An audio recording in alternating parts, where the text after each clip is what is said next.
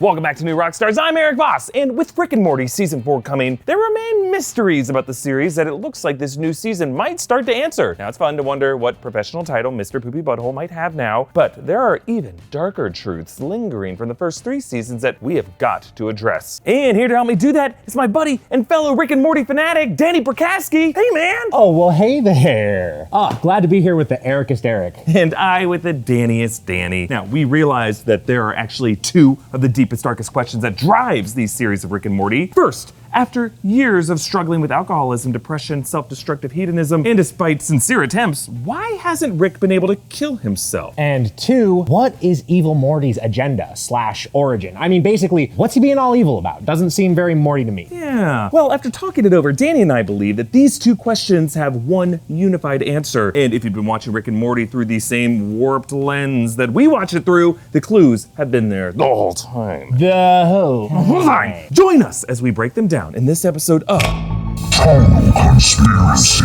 Let us start by looking at Rick's death wish, something that has been painfully evident to us since his suicide attempt at the end of autoerotic assimilation.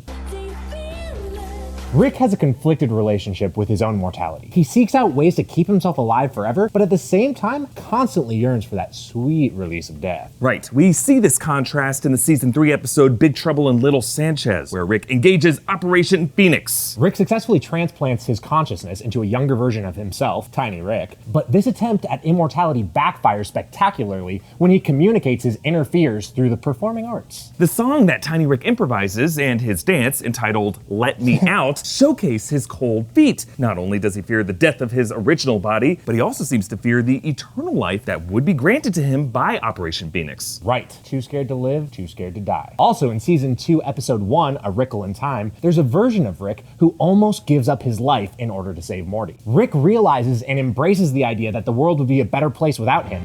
I'm okay with this. Be good, Morty. Be better than me.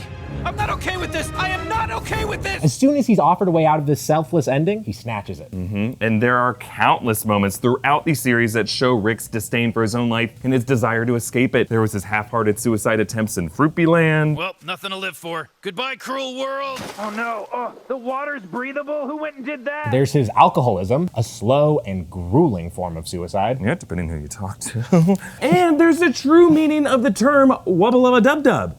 That's just Rick's stupid nonsense catchphrase. It's not nonsense at all. In my people's tongue, it means, I am in great pain. Please help me. And the one time that we see a Rick die, apparently according to Rick's own will, it happens in the episode that introduces Evil Morty, close Rick counters of the Rick kind. In this episode, the evil Rick, swarmed by a bunch of Mortys, shouts, Do your worst, you little bastards!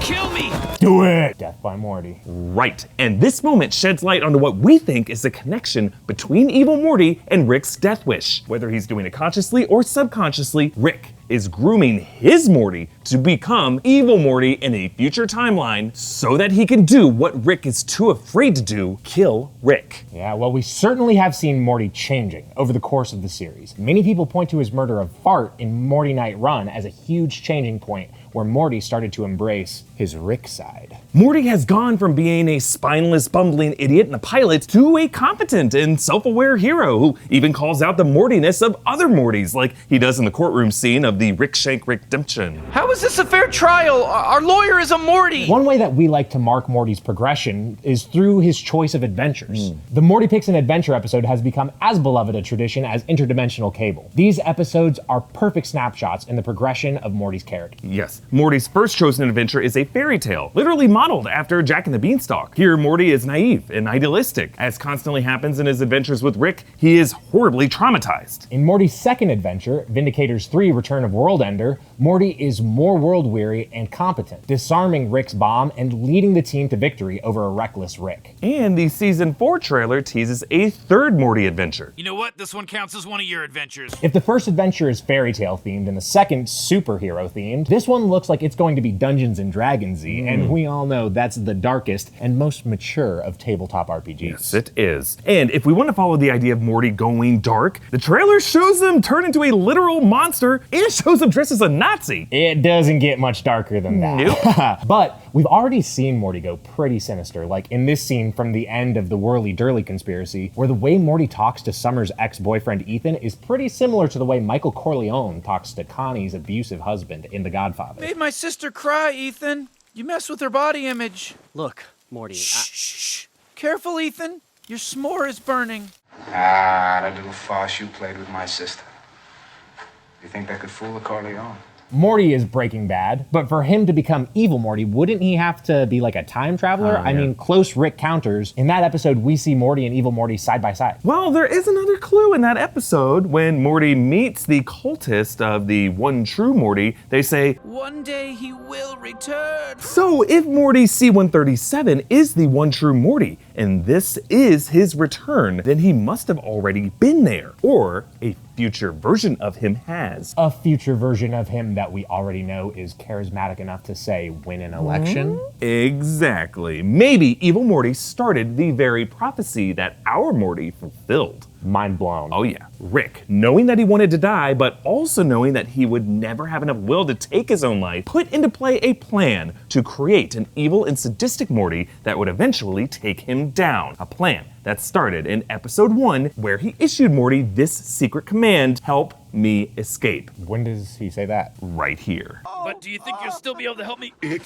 collect my seeds, Morty? He just burped. Ah, well, remember when I said you had to watch it through the same warped lens that we do? By that, I meant in reverse, because we're insane. We're loco. It's been there the whole time. Just watch it backwards. Time is relative, biatch. Suicide by Morty, it's canon. And thanks to one of our good friends for sending that in to us. Otherwise, I don't know if I would have ever spotted it. Nah. 100 years, Suicide by Morty, guys! It's an agenda in the works since the beginning, because the entire plot of Rick and Morty has apparently been a total conspiracy. What do you think is Evil Morty's true purpose? Comment down below with your theories. And subscribe to New Rockstars for more breakdowns and analysis of Rick and Morty, especially when season 4 comes back in our lives. Follow me on Twitter and Instagram at Erik Voss. And follow me on Twitter and Instagram at Danny Prikazsky. Hey, thanks for helping me explain this theory, Danny. Oh, no problem. Oh, I don't need to thank a drone that I built and control remotely. Sorry, what? Nothing.